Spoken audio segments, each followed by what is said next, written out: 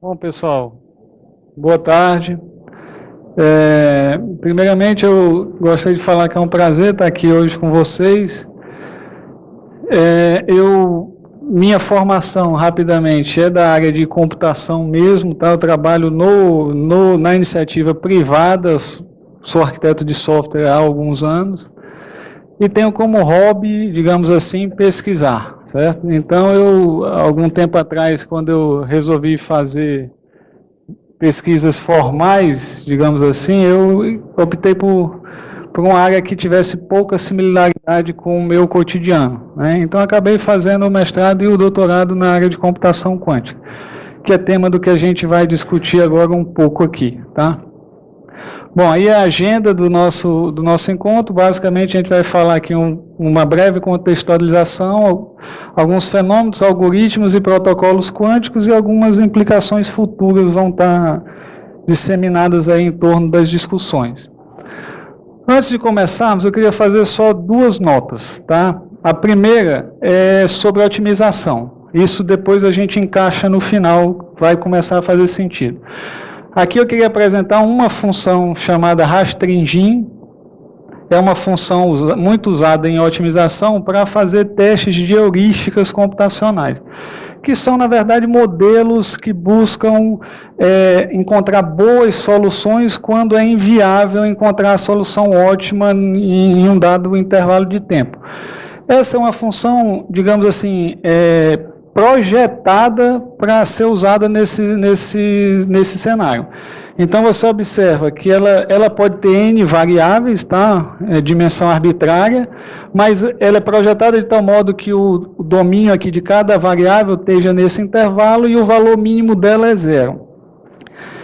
Esse formato aqui, ela está em duas dimensões, né? Se você pensar, eu não sei aqui se vocês conhecem uma caixa que tem ovos, que vende normalmente 30 ovos, eu não sei se isso tem por aqui. O desenho dela é basicamente aquele, aí você pega o centro da caixa e puxa para baixo, certo? Essa é a figura geométrica que está aqui. Por que isso aqui é difícil, digamos assim? O objetivo de uma otimização normalmente é maximizar ou minimizar uma função, certo? Nesse caso aqui a gente quer minimizar. O fato dela ter aqui essas ondulações significa que a função tem muitos máximos locais e mínimos locais, certo? Então isso dificulta o uso de alguns outros artifícios matemáticos. Por isso que se usa normalmente heurística, tá? Para mostrar como é que isso aí pode ser difícil, em certo aspecto, mas a gente não vai... No final das contas, vocês vão ver que não é tão difícil assim, mas eu vou colocar aqui para rodar.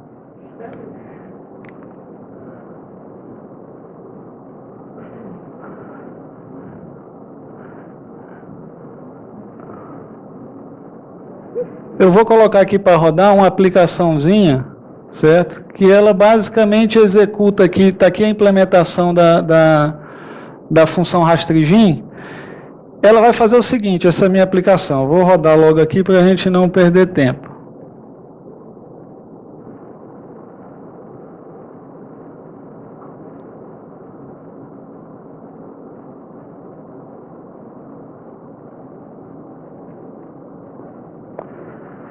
Tá para lá de cá.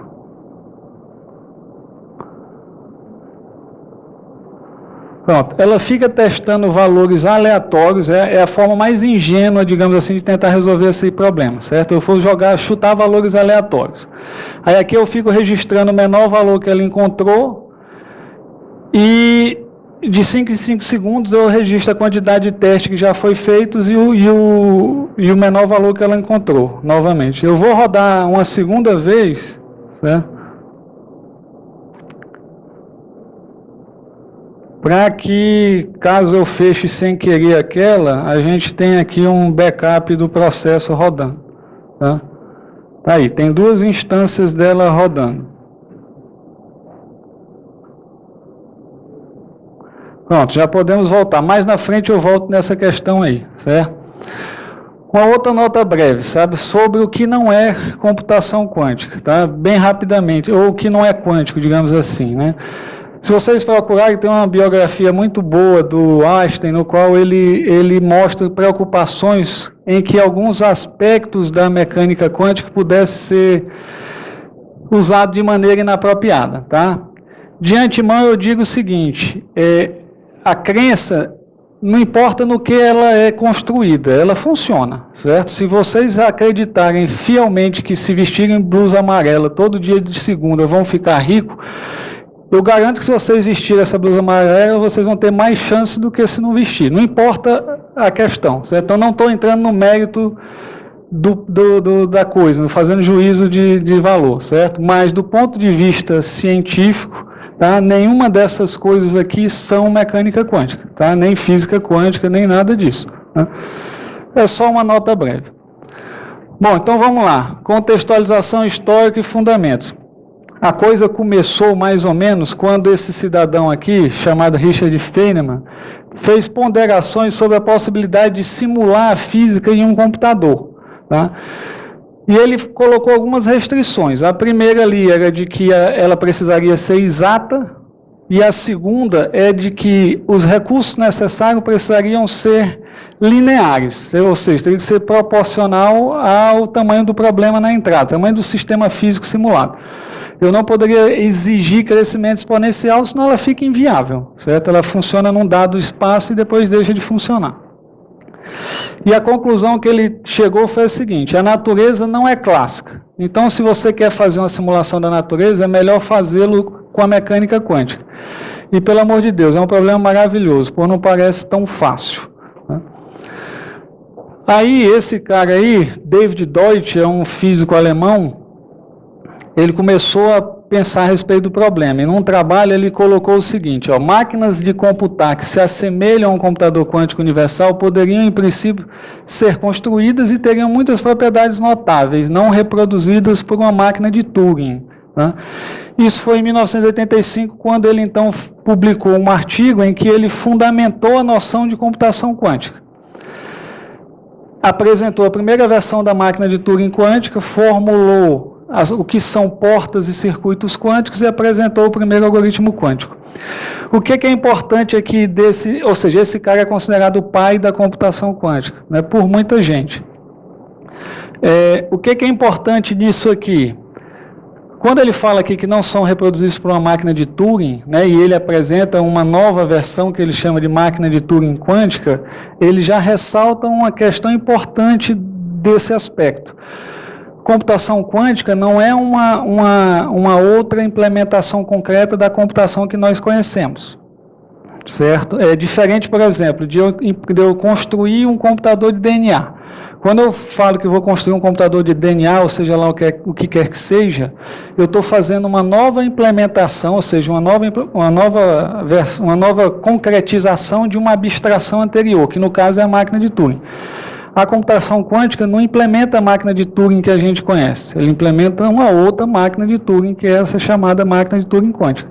Então, ela é uma nova maneira de computar. Está disponível para ela ferramentas, no caso fenômenos, que não estão disponíveis na computação clássica.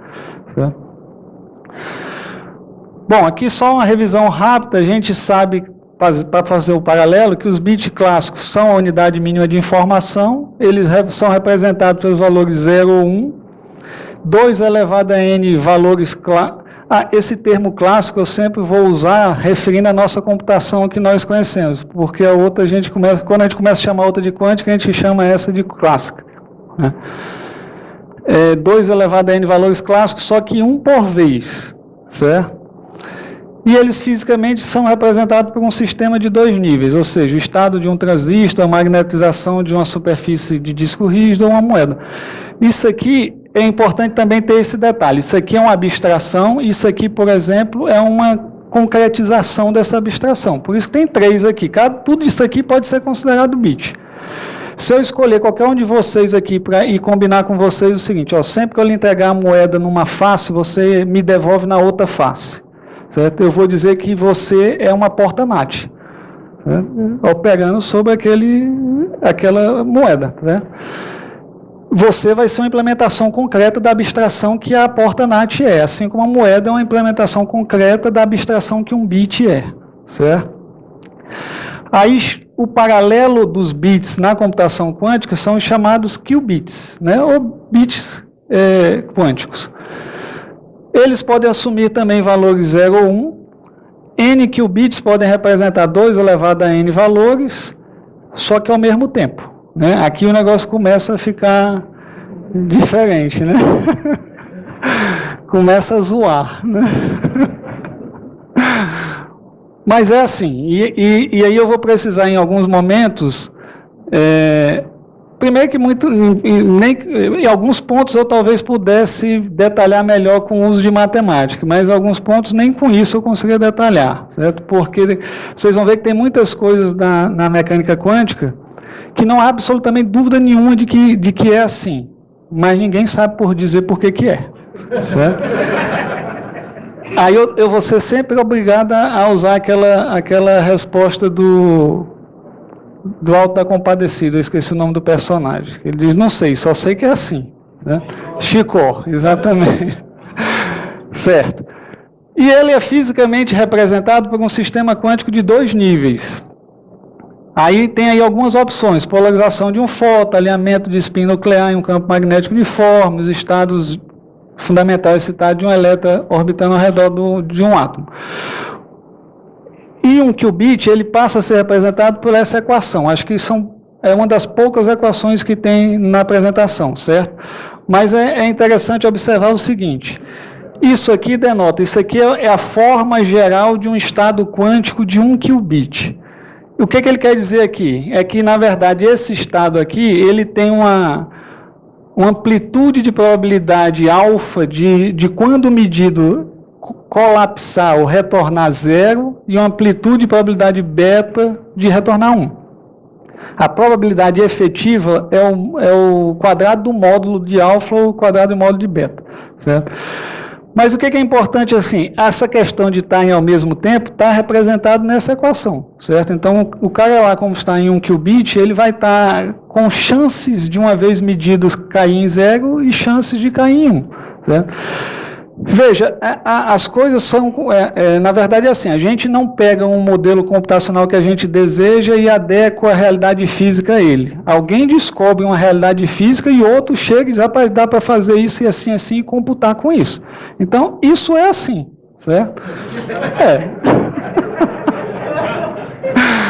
Aqui um paralelo simples, certo? Um qubit, um bit, ele está só nessas 2 posições discretas. Um qubit, ele tem essa representação geométrica, que é todo um contínuo na superfície de uma esfera, né, que a gente chama aqui esfera de Bloch. Né? Algumas vezes o pessoal pergunta assim, então, o pessoal tenta fazer um paralelo entre um qubit e uma medida analógica. Porque quando eu digo assim, olha, é um ponto qualquer na superfície da esfera aqui. Né? Existem infinitos pontos aí dentro. Né? Então, com um qubit só representa uma quantidade de informação infinita? Não.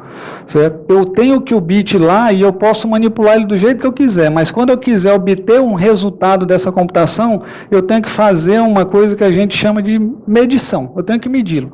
E quando eu medi-lo, eu só recebo um bit. Certo? Quando um qubit é medido, ele se transforma em um bit. Então, em um qubit, eu só tenho como armazenar um bit. Né? Senão, eu poderia usar um único qubit e colocar ele numa probabilidade de tal maneira que eu pudesse guardar toda a informação do mundo nele. Porque se eu tenho entre 0 e 1, eu não tenho infinitos números. Então, eu poderia dizer, ó, esse número é 0,13478,9, arbitrariamente, certo? Só que isso não é possível. Né? Pelo menos isso, fica menos estranho, né?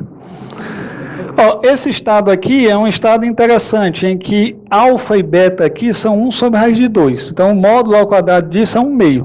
O que quer dizer que um estado nessa circunstância está com igual probabilidade de se obter 0 e 1, uma vez que sejam medidos. Certo? Beleza, vamos ver aí alguns fenômenos, né? Isso aí não é tipicamente um fenômeno, mas é uma característica importante para alguns aspectos que a gente vai comentar mais adiante. A gente pode copiar uma informação clássica arbitrária? O que vocês acham? Pode, né? Em geral, pode.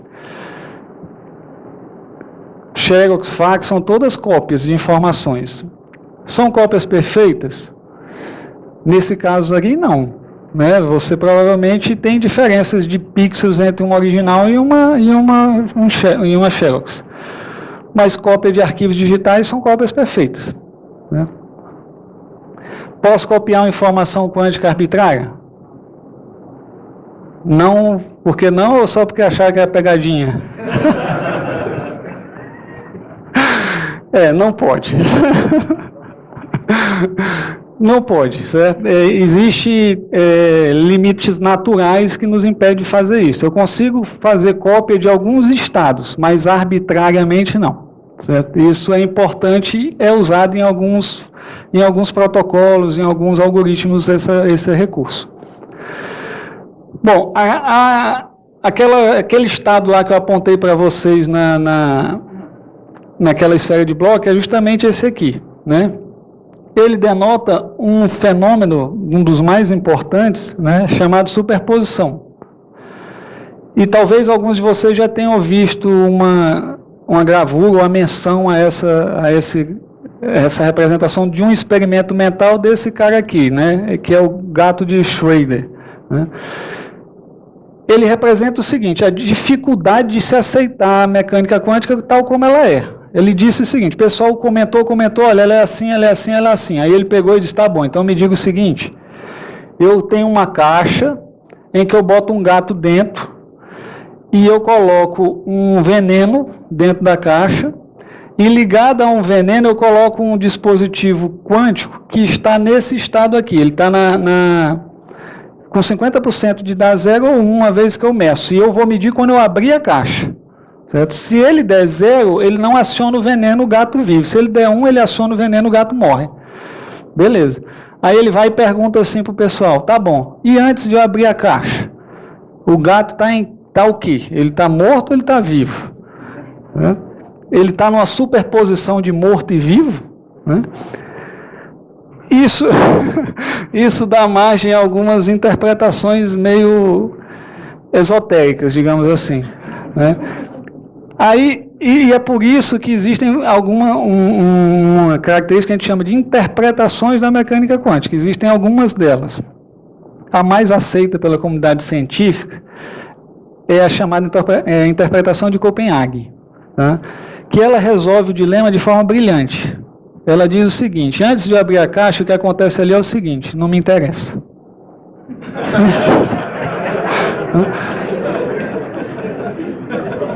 O que eu sei é o seguinte, quando eu meço o negócio, todos os experimentos batem com as previsões teóricas, então o negócio está certo e acabou-se.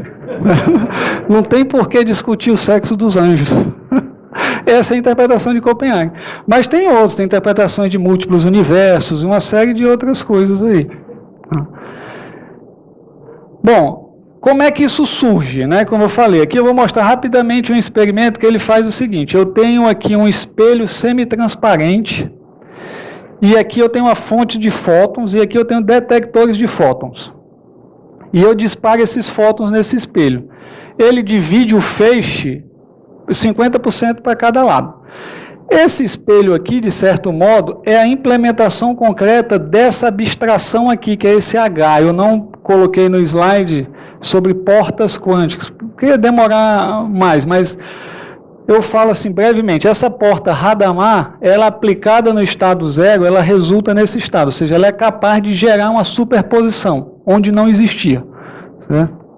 Então isso aqui é como se fosse aquela porta. Se eu aplicar o H no 1, eu tenho exatamente esse mesmo estado, só que aqui é um menos. Tá? A gente vai ver depois que isso altera aqui. Tá aqui, né? Na verdade está aqui do lado. Só uma menção, esse estado aqui, por exemplo, é um estado em que ele tem probabilidade de 30% de retornar 0 e 70% de retornar 1. Certo? Se a gente pegar aqui e levar ao quadrado, né, vai dar 30% e 70%. Ok, voltando aqui.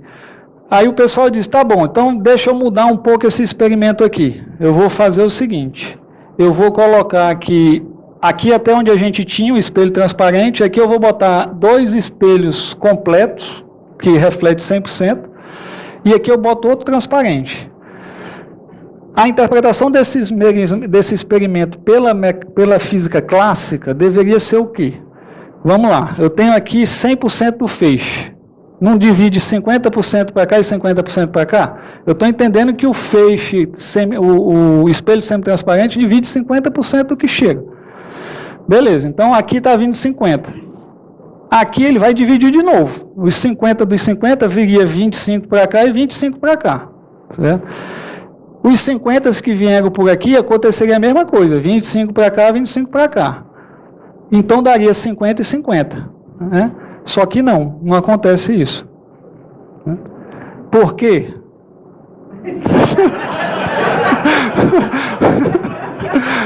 Ninguém faz a menor ideia. Mas é assim, tem 100 anos de experimento, tá? Então não duvidem. Existem 100 anos de experimento, cada vez mais modernos, né? O que ocorre é que vem 100% para cá, certo? Usando o arcabouço da mecânica quântica, né, isso é explicado facilmente. Como eu disse, a teoria bate com os experimentos. O que acontece é o seguinte, ó. O cara, quando vem para cá, vem aqui, por exemplo, um estado zero. Esse cara aqui é como se fosse a aplicação do H nele. Então, ele vai mandar ele vai pegar e vai gerar esse estado. Ou seja, vai vir aqui 50% de probabilidade de dar 1 e 50% de dar 0. E esses caras são rebatidos normalmente. Só que quando chega esse outro cara aqui, certo? Ele vai de novo aplicar essa operação. Só que lembram que eu disse que essa operação aqui no 0 e no 1, elas diferem do sinal? Então vai acontecer o quê? Que essa componente 1 aqui, ó, ela se anula. E sobra tudo lá para o 0. E é assim que a mecânica quântica explica, a teoria, né, matemática explica os experimentos. Ou seja, aqueles arcabouços lá, eles batem e são vistos como corretos. Certo? Eles explicam tudo. Né? Mas esse comportamento de vir 100% para cá, ele é explicado pelo esse fenômeno da superposição, aliado a um outro fenômeno que é o de interferência. Isso aqui que está acontecendo é justamente uma interferência. Né? Existe um outro fenômeno também interessante, eu não coloquei aqui também, poderia ter colocado, né? Mas vocês, deixo esse aí para vocês darem uma olhada em casa. É o experimento da dupla fenda, né? É muito bacana. Ele é você pega lá um aparato assim, uma parede, um filme fotográfico, e bota um bloqueio total e faz 2 fendazinhas laterais nele, e joga um laser nisso. O pessoal lá atrás esperava enxergar um padrão, uma faixa e outra faixa, certo? E na verdade eles foram lá e encontraram um padrão de interferência, certo? Áreas escuras, áreas claras, áreas escuras, áreas claras, áreas escuras, áreas claras. Eu disse, mas por que isso? O que está acontecendo aí? Aí alguém disse assim, beleza, mas é porque a luz, ela é dual, né? Ela se comporta como onda e partícula, então ela está se comportando como onda. Isso é uma prova de que ela se comporta como onda. Está passando ali interferindo. Aí o cara disse assim, tá bom, pois vamos fazer o seguinte, vamos disparar um fóton por vez. Aí eu vou ver lá uma distribuição aleatória, ele vai passar num canto, vai bater na parede, vai ser só aquela, como se fosse o chiado de TV, certo? Eu vou disparar um fóton por vez. Aí o que foi que eles viram lá atrás? Um padrão de interferência. Né? Ele disse, mas eu estou mandando um fóton, ele está interferindo com o quê? Com ele mesmo. E é assim, isso está cunhado numa característica que a mecânica quântica tem de percorrer múltiplos caminhos simultaneamente, que é de estar em superposição. Né? Bom, tem outro fenômeno aqui. As coisas não melhoram, eu já adianto.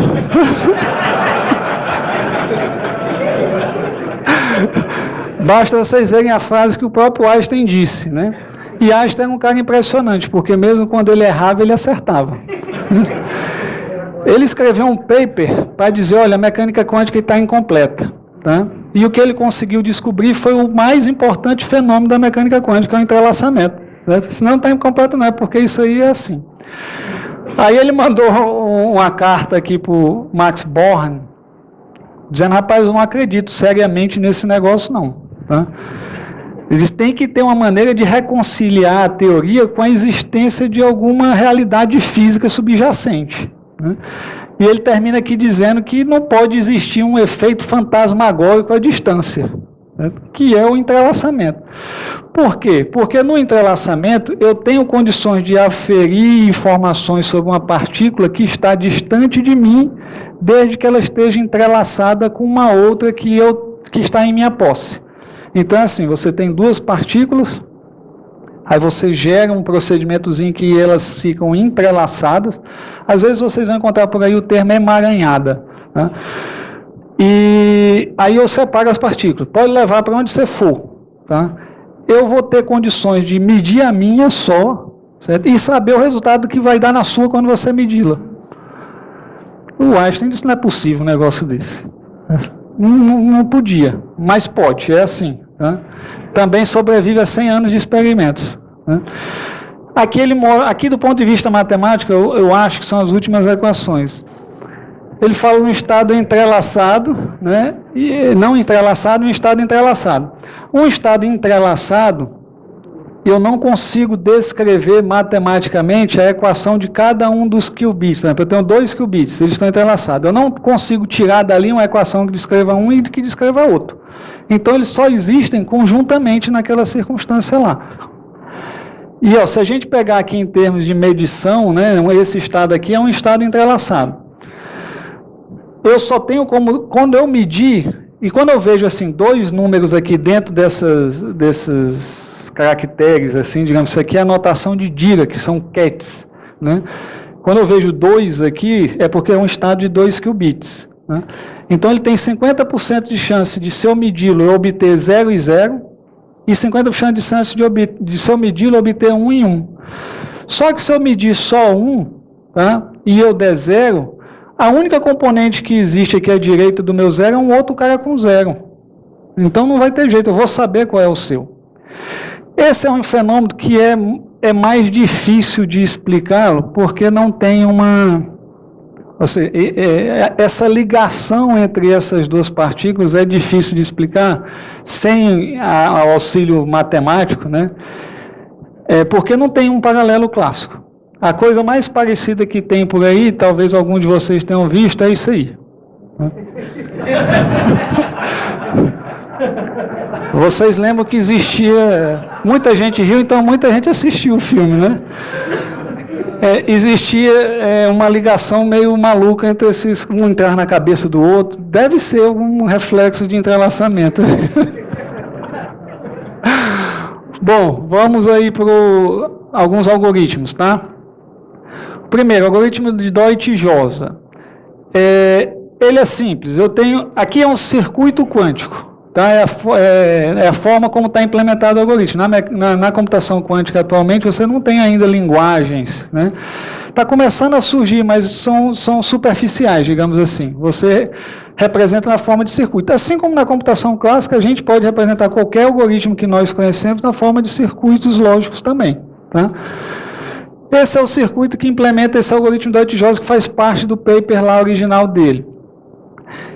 Ele diz assim, olha, eu tenho uma função aqui de n bits, que ela me retorna 0 ou 1 para dizer se ela é balanceada ou constante. Você pode ter n bits lá na entrada, e o resultado dela vai ser 0 ou 1 para dizer se é balanceado ou constante. Tá? Balanceado, ele vai dizer quando a função for 50% retornar 0 e 50% retornar 1. E constante, se ela retornar tudo 0 ou tudo 1. A solução clássica e determinística requer, no pior caso, 2 elevado a n menos 1 mais 1. Isso aqui nada mais é do que a metade mais 1. Por quê?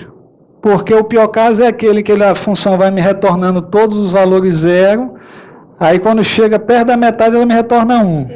Né? Olha, após a metade ela me retorna 1. Aí eu sei que todos vão ser 1, porque ela só tem a opção de ser 100% um valor ou 50% de cada. Ou ela é balanceada ou ela é constante. Esse aqui é um pressuposto que ele colocou na hora de resolver o problema. Tá? É um problema prático? Não é um problema prático. É um problema que ele inventou. Mas vocês conseguem entender que classicamente eu preciso, na pior das hipóteses, ler metade mais 1. Porque se eu li metade deu tudo zero, o próximo cara, se vier zero, eu digo ela é constante. Se vier 1, eu digo ela é balanceada. Certo? A solução quântica requer apenas uma avaliação de F, independente de N. Ou seja, eu posso passar aqui 1 milhão de bits e eu vou chamar F uma vez só. Para a solução clássica, eu vou chamar F 2 elevado a N menos 1 mais 1, no pior caso. A versão quântica ela vai ser chamada só uma vez, independente de caso. Tá?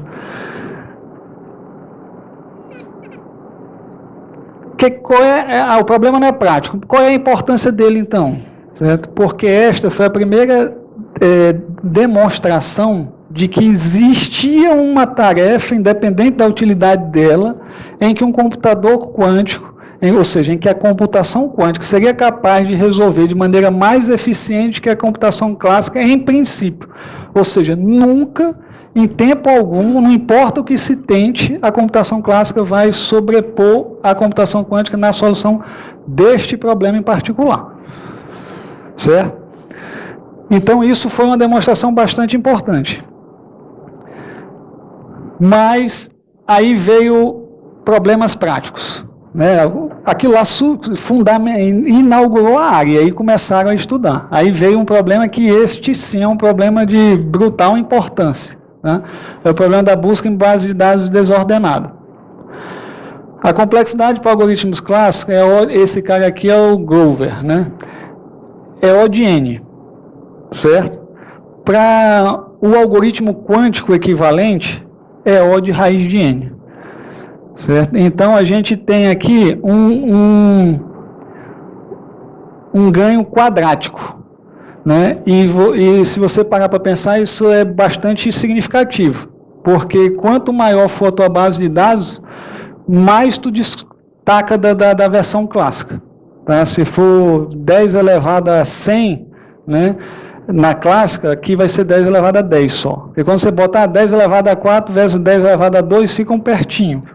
Certo? Mas quando começa a aumentar, começa a ficar cada vez mais adequado. Certo?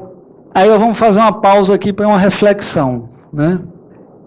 Os sistemas de criptografia clássicos são seguros? O que vocês acham? Depende. É sempre a saída pela tangente. Né?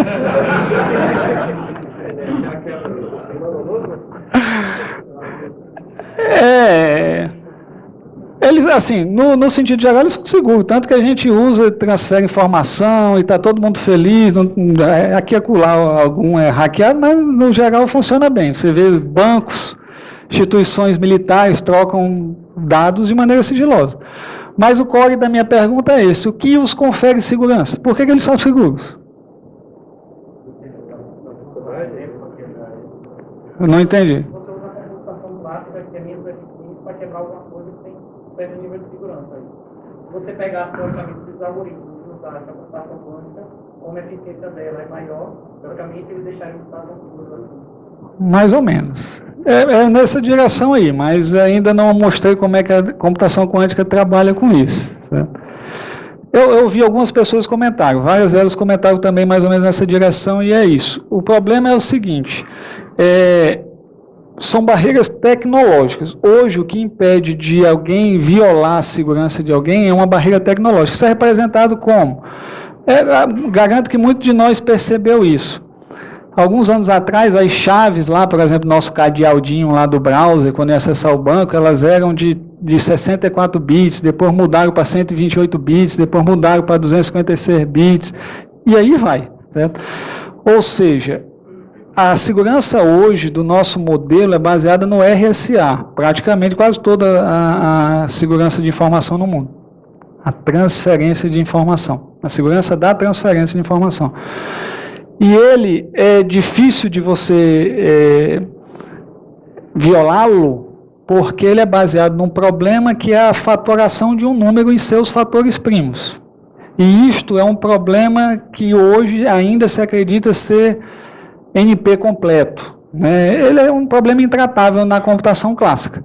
Então, cada vez que o poder computacional aumenta, que de algum modo começa a ameaçar a força bruta necessária para quebrar o RSA, eles vão lá e dobram a chave, aí empurra essa barreira vários anos para frente, certo? E assim vai, fica nesse esqueminha aí, né? Só que aí o negócio começou a casa cair aí pro RSA. Veio um cidadão aí chamado Shaw e criou esse algoritmo aqui. Ele serve tanto para o logaritmo discreto quanto para a fatoração de números inteiros. E ambos são usados em criptografias clássicas atualmente, certo? A complexidade desse algoritmo clássico para tratar da fatoração de números inteiros é essa aqui. Não precisam vocês se atentarem aos detalhes, basta perceber que o n aqui da brincadeira está no expoente, certo? Ou seja, isso é exponencial. Tá? Então você cresce pouco a entrada e o trabalho cresce muito para ser executado. O cidadão transformou isso aí nisso aqui, certo? Em log de n ao cubo, ou seja, ele transformou o negócio que era exponencial num negócio subpolinomial. Né? E aí? Né? Implicações. Esse livro aqui é do David Deutsch, o cara que é considerado o pai da computação. E tem um trecho dele que ele diz assim, um cientista da computação, Donald Knuth, esse cara é famoso, inclusive, né, estimou aí que fatorar um número de 250 dígitos, né, usando os mais eficientes métodos conhecidos, deveria levar em torno de 1 milhão, usando uma rede de 1 milhão de anos, usando uma rede de 1 milhão de computadores. Certo? Para vocês perceberem a dificuldade do problema. Aqui tem algumas contas, hoje eu considero, porque essa aí é uma coisa de algum tempo atrás, então foi com o poder computacional de algum tempo atrás. Hoje talvez não seja mais 1 milhão de anos, seja, sei lá, uns 900 mil anos. Né? Mas, enfim, considerem contas de padeiro. O que é importante é perceber a proporção, certo? Aí aqui tem um gráfico comparativo de quanto tempo leva para violar o RSA usando um computador quântico e usando o algoritmo clássico e o algoritmo de Shor, certo? Aqui em razão do tamanho da entrada. Né? Se pegar esse caso aqui, uma entrada de 4.096 bits, o que antes se esperava 10 elevado a 35 anos, certo? Agora vai se conseguir com 4,8 horas. Tá? E o melhor disso tudo ainda não disse, vou deixar para dizer daqui a pouco. Né? Então o que acontece? Acabou. Né? O RSA não é a alternativa, certo? Implicações, Departamento de Comércio. Aí começa o pessoal a postar as preocupações, etc. Então ele aqui dizendo que isso ia, a possibilidade de alguém construir um computador quântico ia comprometer seriamente a confidencialidade e a integridade, né? A NSA, algumas pessoas não conhecem, ou conhecem mais a FBI, a CIA, mas a NSA é maior do que elas duas juntas, né? É quem grampeia o mundo todo, quem grampeou aí nossa...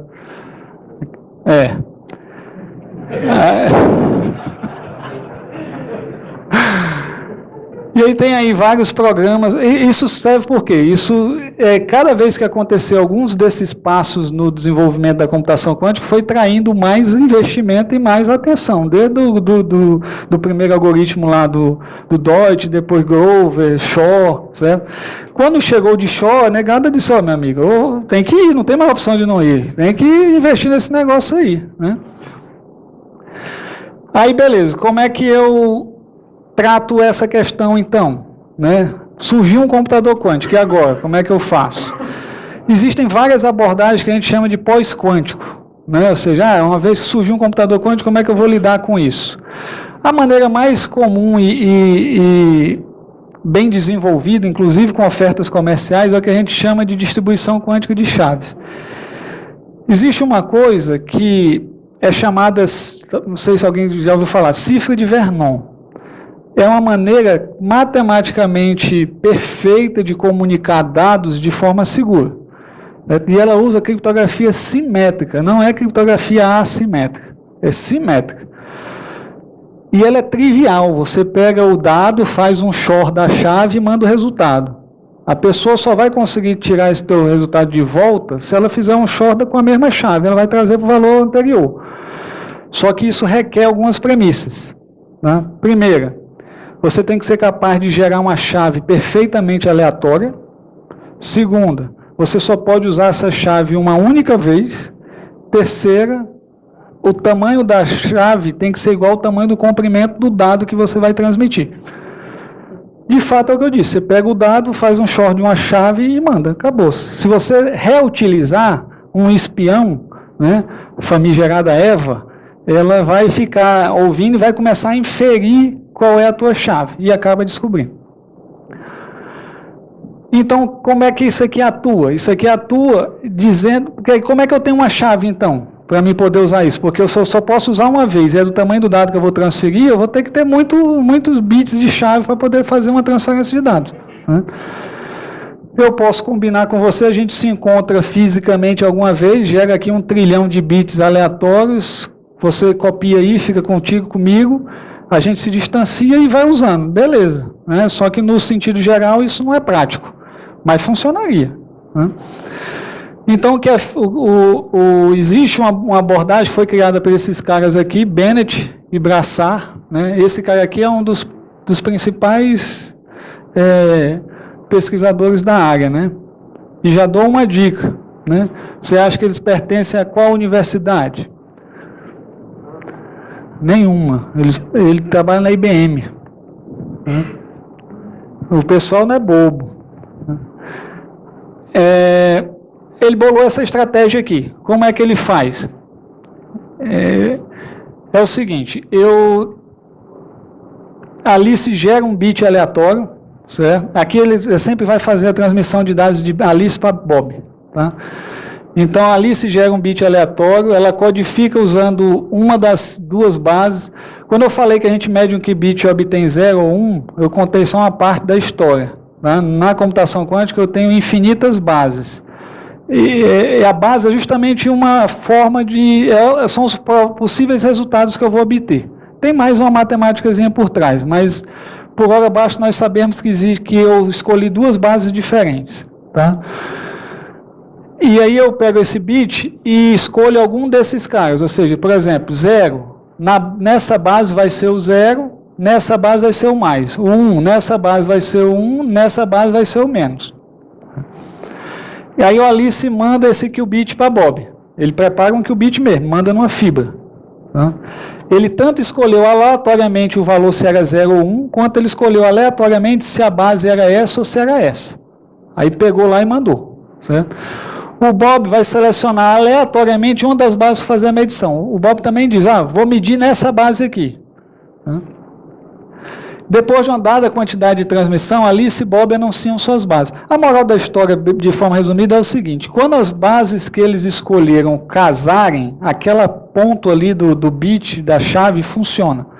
Quando a Alice tiver escolhido de uma base e o Bob tiver medido em outra, aquele bit não funciona. Então, quando termina o processo, né, eles anunciam as bases publicamente. Ele diz, Alice diz para Bob, Bob diz para Alice, eu usei essas bases aqui, na posição tal usei essa, na posição tal essa, e Bob também. Alice já sabe qual é a dela e pega do Bob, então ele sabe quais são as casas que bate, e Bob é a mesma coisa. Né? O resto ele descarta, né? E com isso uma nova chave é gerada. Por que isso é seguro? Tem um detalhe. Depois que eles dizem, tem um gráficozinho, deixa eu passar aqui para ver, que ele justamente diz aqui quando as bases batem, o valor é aceito, certo? Quando não bate, ele é descartado. Então, digamos assim, ao final de algumas rodadas aqui, sobrou esses valores aqui. Aí eu digo, beleza, isso aqui é uma chave. Ok, só que ele tem uma etapa adicional, né? Eles pegam uma parte dessa chave e também anunciam publicamente. E Alice e Bob verificam se eles estão casando cada um com qual. Por que serve isso? Para detectar se houve interceptação. Tá? Na mecânica quântica tem essa coisa interessante. Eu não consigo medir um sistema sem perturbá-lo. Tá? E essa perturbação é detectável. Tá? Então, esse processo de anunciar uma parte serve justamente para verificar se alguém interceptou. Então, se interceptou, eles descartam a chave inteira e resetam o processo. Eles podem nunca conseguir uma chave, mas não vai ter a chance de alguém obter uma chave e eles terem dados daquela chave. E alguém, espião, ter dados daquela chave. Quem é que garante isso? A mecânica quântica. Ou seja, quem confere a segurança de um processo de criptografia quântica é a natureza, não são barreiras tecnológicas. Tá? Essa é uma diferença muito importante. Já há aplicações comerciais. Ó, aqui tem 4 empresas que já fornecem esse serviço. Então você pode ligar 2 filiais, ligar instituições financeiras, né, militares. Isso aqui é como? Basicamente é uma fibra ótica. Né, uma fibra ótica que fica numa sede, na outra sede, gerando chaves que você pode usar para transferir dados. Tá? Beleza. Uma nova reflexão. Nós já temos um computador quântico? Não. Não temos. Seria importante construirmos um computador quântico? Essa pergunta, ela na verdade está associada a esta outra aí. Qual a importância do poder computacional? Eu não sei vocês, mas acho que deu para perceber que a computação quântica traz uma possibilidade forte de aumentar o poder computacional das coisas. Tá? É de tudo? Não. Isso é importante também que se saiba. Eu não vou pegar um computador quântico e ele vai rodar, por exemplo, o Word mais rápido do que um computador clássico. Certo? Não funciona assim, porque é o seguinte, para você ter o ganho de desempenho, alguém precisa conceber um algoritmo para aquele problema que use os fenômenos da mecânica quântica de modo que reduza a ordem de complexidade dele. Existe já ganhos para uma grande variedade de algoritmos, mas não é para todos, não é assim. Certo? Mas não tenha dúvidas que ele vai ser um grande acelerador. Qual a importância do poder computacional? Aí vocês vão precisar fazer uma reflexão. Poder computacional move o mundo há muitos anos. Às vezes a gente não percebe, mas ele é o principal catalisador do mundo há muitos anos.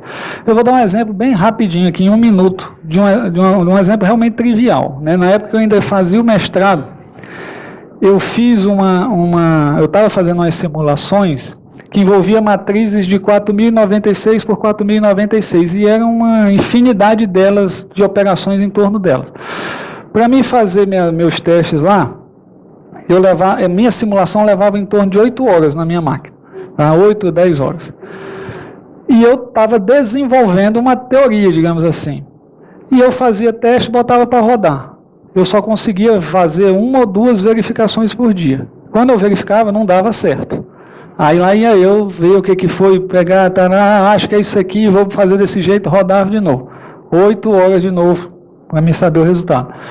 Eu passei uns 20 dias nessa história e ainda não tinha conseguido resolver lá a minha situação. Aí eu, felizmente, consegui com outra ferramenta fantástica, embora muito mais complexa, a matemática, né? Eu consegui fazer uma demonstração analítica de que eu podia reduzir a dimensão do problema e que esse resultado numa dimensão menor valeria para uma maior. Aí beleza, então minhas matrizes de 4096 caíram para 256, eu acho, 256 por 256. E o tempo que era de 8, 10 horas caiu para 1 hora, eu acho, não lembro exatamente. Consequência, eu pude fazer os meus testes 8, 10, 12 vezes por dia. Tá? Então em mais 3, 4, 5 dias eu encerrei aquele problema. Ou seja, e qual foi a diferença? Eu, neste caso, eu emulei um poder computacional. Certo? Meu computador permaneceu o mesmo, eu reduzi foi a ordem do problema. Mas eu teria ganho a mesma coisa se alguém tivesse me dado um computador que resolvesse aquele meu problema que no meu levava 8 horas em 1. Eu estaria no mesmo. Né? Então é importante, isso que eu descrevi, o rapaz já disse que acabou o tempo, vou só citar aqui. Né? Ele está nesse processo aqui, ó. Que todo o desenvolvimento tecnológico e científico ocorre, maior parte dele aqui. Fazer o experimento, testar e coisar. Então vocês imaginam a quantidade de desenvolvimento de moléculas, proteínas, genoma humano, pesquisa de câncer, de medicina, de tudo isso que é pode ser brutalmente potencializado pela descoberta de um computador quântico. O que a gente tem hoje é esse cara aqui, é uma máquina da D-Wave, certo? Ela não é um computador quântico, mas é uma máquina quântica. E aqui deixa eu correr para mostrar aquele nossa conta lá. Essa máquina aqui, esse aqui é aquele problema que eu coloquei para a gente. A gente vê aqui que ele já rodou 1 bilhão de testes, 1 bilhão e 800 milhões, e não chegou no zero, que era o valor que ele era para chegar, certo? Eu vou pegar aqui esse cara aqui, vou rodar uma outra versão dele, que é uma heurística computacional, que vai resolver esse mesmo problema.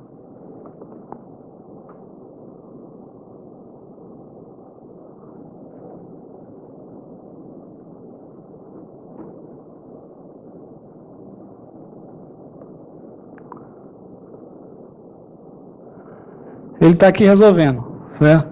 E está aqui o valor do fitness dele, ou seja, o valor que ele tem que achar como zero. Né?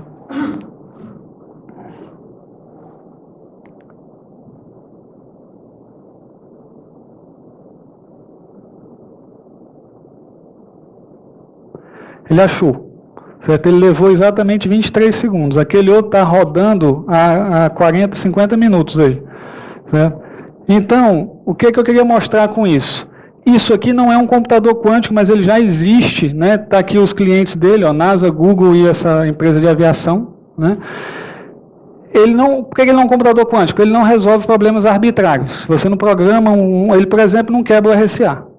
E que tipo de problemas ele trata? Esse que eu acabei de mostrar, certo? Essas otimizações aí, certo? Olha o resultado dele. Google diz que o computador quântico é 100 milhões de vezes mais rápido que um PC.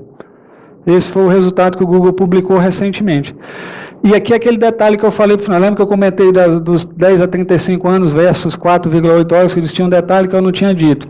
Está aqui ele, Naquele valor lá, esse valor aqui, na verdade, é de 1 segundo no computador quântico, leva 3,17 anos num computador desse.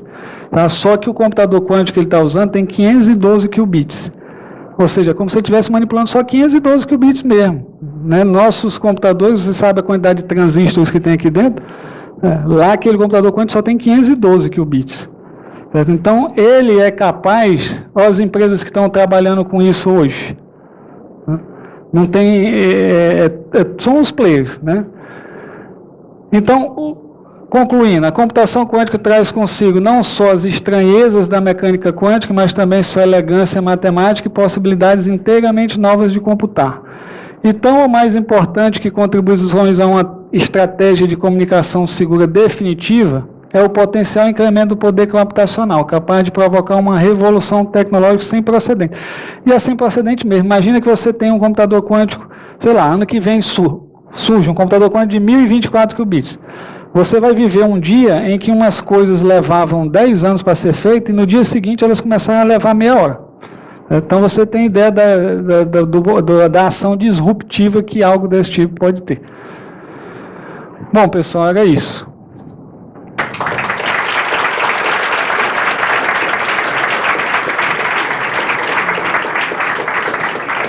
Ainda temos a benevolência de...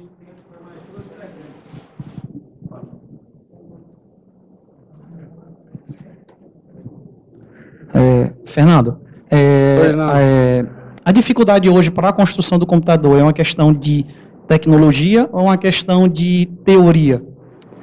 Tecnologia, com certeza. A gente precisa de um nível de controle sobre o mundo subatômico que a gente ainda não tem.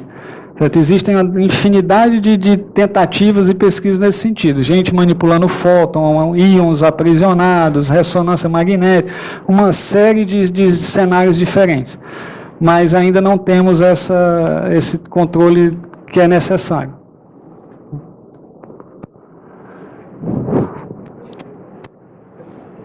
Pode parecer um pouco infantil a pergunta, mas a computação quântica é determinística? Se eu rodar N vezes, vai dar o mesmo resultado sempre? A pergunta é boa, e sim, é determinística. Então, fere a mecânica quântica, que não é determinística. Não, na verdade é o seguinte, você tem algoritmos, certo? E você pode construí-los de maneira que eles manipulam o estado até o ponto em que a probabilidade de você obter a resposta que você quer é 1. Por exemplo, o algoritmo de Groover não é um desses. O algoritmo de Groover, ele na sua forma clássica, certo? Você eleva essa probabilidade arbitrariamente. Você vê o tempo que você quiser. Se você consegue, por exemplo, com algumas execuções, alcançar 0,9999, eu não posso dizer que isso é determinístico. Tá? Mas se eu fizer isso 2 vezes ou 3 vezes, para todo fim prático, é determinístico. Porque mesmo um computador clássico, tal como a gente conhece, ele não é 100%. Ele é por quê? Por conta da questão das correções de erro, porque eles falham também. Então, vários algoritmos quânticos são, sim, declarados matematicamente determinísticos. Pode ter 2 estados simultâneos. Não entendi. Repete. O físico não pode ter 2 estados simultâneos. Ele pode estar em 2 estados simultâneos. Quando eu vou medi-lo, eu só vou obter um. Qual é a graça da coisa? Certo? É o seguinte, né? Eu só preciso fazer isso, obter só um dos 2, lá no final do processo. Então, qual é a estratégia padrão dos algoritmos quânticos? Eu pego os qubits na entrada, jogo ele numa superposição, então ele agora, poucos qubits representam uma grande quantidade de possibilidades, eu consigo jogar todos eles dentro simultaneamente de uma porta quântica, que ela processa todos aqueles resultados ao mesmo tempo. Né? E aí existe uma lógica dentro do algoritmo que vai fazendo com que, lembra que eu falei do alfa e o beta, que é a probabilidade? Ele pode estar, mas ela não é sempre igual. Aí o algoritmo vai fazendo que, digamos assim, o alfa da resposta vá crescendo, vai crescendo, vai crescendo, e o beta do que é tudo errado vai diminuindo, diminuindo, diminuindo. Dependendo do algoritmo, eu zero. Você vê que o desenho ali daquela experimentozinho com os espelhos, eu zerei uma possibilidade. Certo? Naquela construção, nunca você vai obter um. Você pode rodar aquilo ali 1 milhão de vezes, vai ser sempre zero. Certo? Então, existe sim. Agora, cada algoritmo é de um jeito. Eles manipulam de maneira diferente.